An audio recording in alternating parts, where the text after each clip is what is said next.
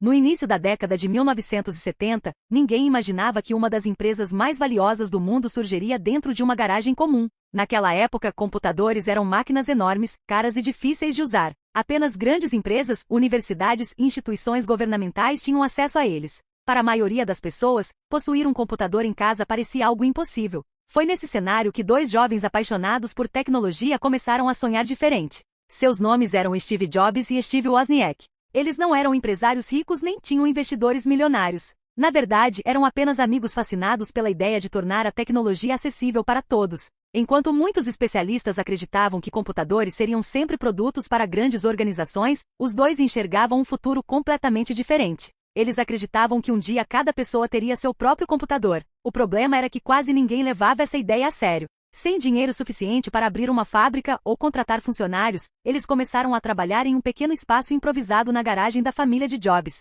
O local estava longe de parecer a sede de uma empresa revolucionária. Havia ferramentas espalhadas, componentes eletrônicos empilhados e mesas improvisadas. Mesmo assim, era ali que passavam horas montando circuitos e testando projetos. A falta de recursos era um desafio constante. Para conseguir dinheiro para comprar peças, Wozniak vendeu sua calculadora científica, um equipamento valioso para a época. Jobs vendeu sua própria van. Mesmo com esses sacrifícios, o dinheiro arrecadado era pouco. Muitas vezes eles precisavam escolher cuidadosamente quais materiais poderiam comprar. Enquanto isso, familiares e conhecidos duvidavam que aquela ideia fosse dar certo. Algumas pessoas acreditavam que os jovens estavam desperdiçando tempo em um projeto sem futuro. Outras simplesmente não conseguiam entender por que alguém acreditaria que famílias comuns comprariam computadores. Apesar das críticas, eles continuaram avançando. Em 1976, surgiu o primeiro produto da empresa que acabará de nascer.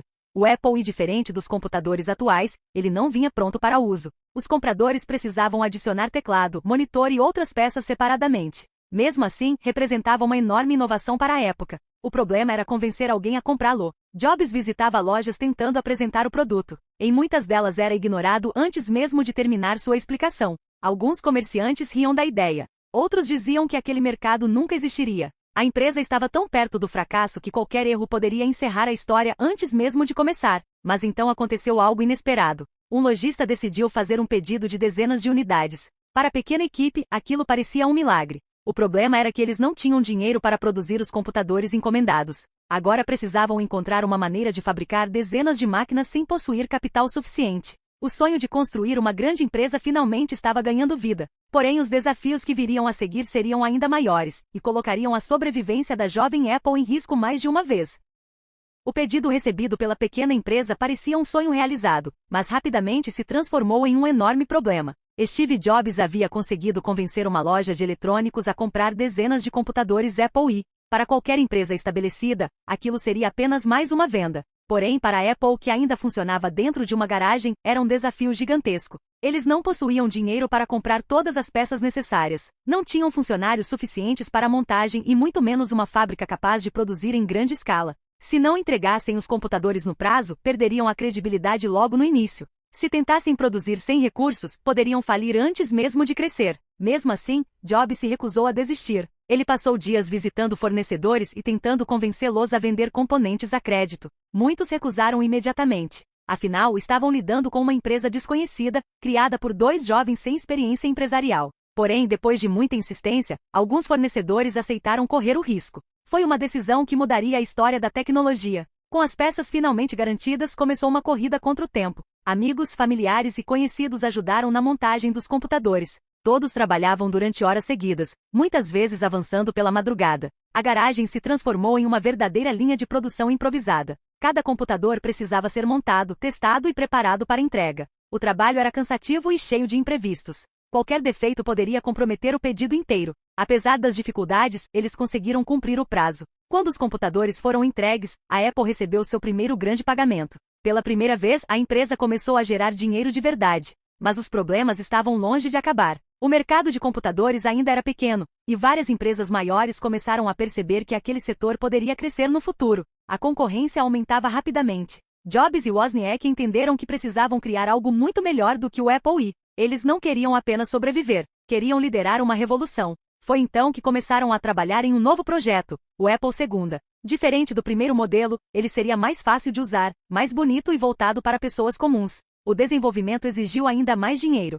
Em vários momentos, a empresa ficou perigosamente perto de não conseguir continuar operando. Foi nesse período que surgiu uma figura fundamental para a sobrevivência da Apple, um investidor chamado. Ele enxergou potencial onde muitos viam apenas risco. Decidiu investir centenas de milhares de dólares na jovem empresa e ajudar a transformá-la em um negócio profissional. Para Jobs e Wozniak, aquilo parecia inacreditável. Pela primeira vez, eles tinham recursos para crescer de verdade. Porém, o sucesso que estava prestes a chegar também traria novos conflitos, decisões arriscadas e uma das maiores crises da história da empresa.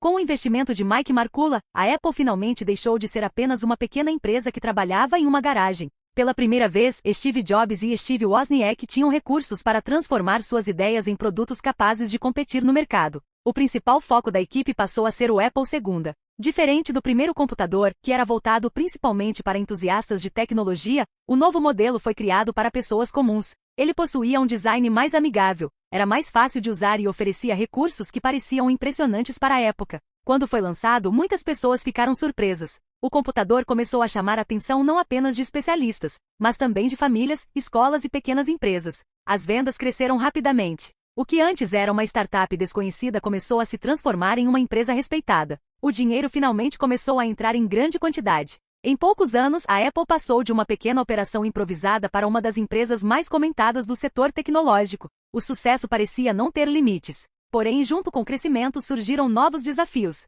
Steve Jobs era conhecido por sua personalidade extremamente exigente. Ele cobrava a perfeição de todos ao seu redor. Funcionários relatavam que trabalhar com ele podia ser inspirador, mas também extremamente difícil. Muitas vezes ele rejeitava projetos inteiros porque acreditava que ainda não estavam bons o suficiente. Alguns colaboradores admiravam sua visão. Outros tinham dificuldade em lidar com sua forma de liderança. Enquanto isso, a concorrência começava a reagir. Empresas muito maiores perceberam que os computadores pessoais tinham potencial para se tornar um enorme mercado. Entre elas estava uma gigante da tecnologia que possuía recursos muito superiores aos da Apple. Quando a IBM entrou oficialmente no mercado de computadores pessoais, muitos especialistas acreditaram que a Apple não teria chance de competir. Afinal, era uma empresa relativamente jovem enfrentando uma das maiores corporações do mundo. A pressão aumentou ainda mais dentro da Apple.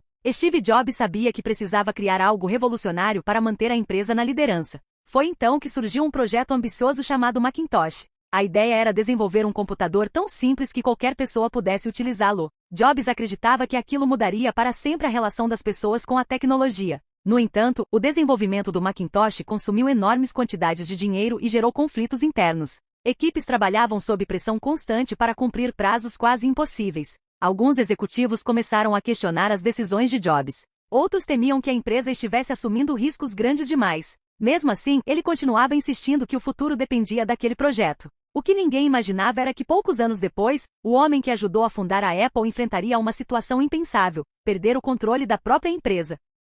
O lançamento do Macintosh foi um dos momentos mais importantes da história da Apple. Steve Jobs acreditava que aquele computador mudaria o mundo, e por um tempo parecia que ele estava certo. O produto chamou atenção por sua interface gráfica inovadora e pela facilidade de uso, algo raro na época. Porém, apesar da enorme expectativa, as vendas não atingiram imediatamente os números que a empresa esperava. O desenvolvimento do projeto havia custado muito dinheiro, e vários executivos começaram a questionar as decisões de Jobs. Dentro da Apple, os conflitos aumentavam a cada mês. Steve era um visionário, mas também era conhecido por sua personalidade intensa. Ele exigia perfeição em tudo e frequentemente entrava em desacordo com colegas e líderes da empresa. À medida que os resultados financeiros ficavam abaixo do esperado, a confiança de parte da diretoria começou a diminuir. O ambiente ficou cada vez mais tenso. Reuniões que antes eram sobre inovação passaram a ser discussões sobre custos, estratégias e liderança. Em 1985, a situação chegou ao limite. A diretoria da Apple decidiu retirar de Steve Jobs grande parte de sua autoridade dentro da empresa que ele mesmo havia ajudado a criar. Foi um golpe devastador.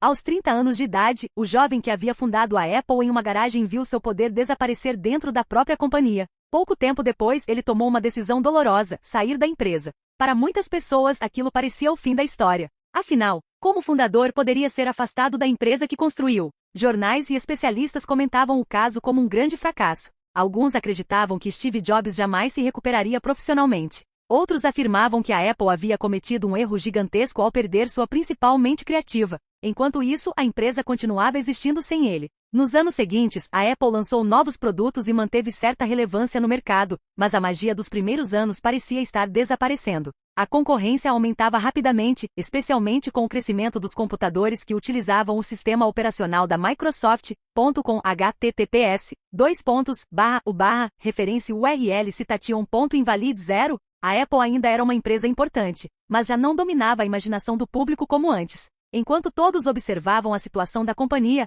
Steve Jobs começou uma nova fase da vida. Em vez de desistir, ele criou outra empresa chamada e também investiu em um pequeno estúdio de animação que quase ninguém conhecia na época. Esse estúdio se chamava. Poucas pessoas perceberam a importância dessas decisões naquele momento. Afinal, muitos ainda enxergavam Jobs como um empresário derrotado. Porém, longe da Apple, ele continuou aprendendo, inovando e acumulando experiências que mudariam sua forma de pensar. Enquanto isso, a situação da Apple começava a piorar silenciosamente. As vendas diminuíam, a empresa perdia espaço para concorrentes e vários produtos fracassavam. O negócio que parecia destinado ao sucesso agora enfrentava uma das maiores crises de sua história. E, ironicamente, a única pessoa capaz de salvá-lo era justamente o homem que havia sido afastado anos antes.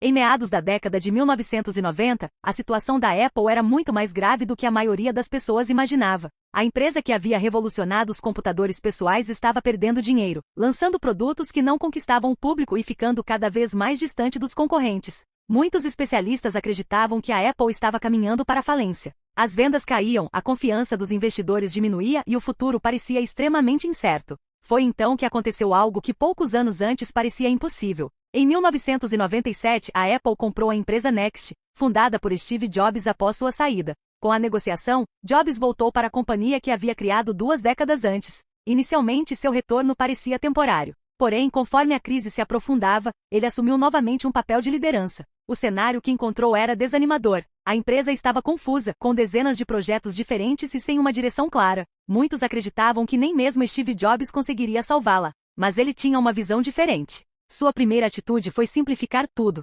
Cancelou vários produtos, reduziu projetos considerados desnecessários e concentrou os esforços da empresa em poucas ideias realmente importantes. As mudanças foram arriscadas. Se dessem errado, a Apple poderia desaparecer para sempre. Porém, aos poucos, os resultados começaram a aparecer. Em 1998, a empresa lançou o iMac, um computador com design inovador que chamou a atenção do mundo inteiro. As vendas foram um sucesso. Pela primeira vez em muitos anos, a Apple voltou a gerar entusiasmo entre consumidores e investidores. Mas aquilo era apenas o começo. Nos anos seguintes, Steve Jobs liderou uma sequência impressionante de lançamentos. Primeiro veio o iPod, que transformou a forma como as pessoas ouviam música. Depois surgiu a loja digital iTunes, que revolucionou a indústria musical. E então, em 2007, aconteceu o momento que mudaria para sempre a história da tecnologia. Steve Jobs subiu ao palco para apresentar um produto que combinava telefone, internet e música em um único aparelho. O nome daquele dispositivo era iPhone. Na época, muitos especialistas duvidaram do projeto. Alguns afirmavam que ninguém precisaria de um telefone tão avançado. Outros acreditavam que o mercado já estava dominado por empresas maiores. Porém, a realidade foi completamente diferente. O iPhone se tornou um fenômeno mundial e redefiniu o conceito de smartphone. A Apple voltou a crescer de forma extraordinária. O mesmo homem que havia sido afastado da própria empresa agora liderava uma das maiores transformações tecnológicas da história. Anos depois, a companhia continuou expandindo seus produtos e serviços, tornando-se uma das empresas mais valiosas do planeta. O mais impressionante é que tudo começou em uma garagem, com 2 jovens sem dinheiro, enfrentando dúvidas, rejeições e dificuldades que pareciam impossíveis de superar. A história da Apple mostra que o sucesso raramente acontece da noite para o dia. Antes de se tornar um símbolo mundial de inovação, a empresa quase faliu, enfrentou concorrentes gigantes, perdeu seu fundador e precisou recomeçar diversas vezes. E talvez seja exatamente por isso que sua trajetória continua inspirando milhões de pessoas. Porque prova que até os maiores sucessos do mundo costumam nascer em momentos em que ninguém acredita que eles serão possíveis.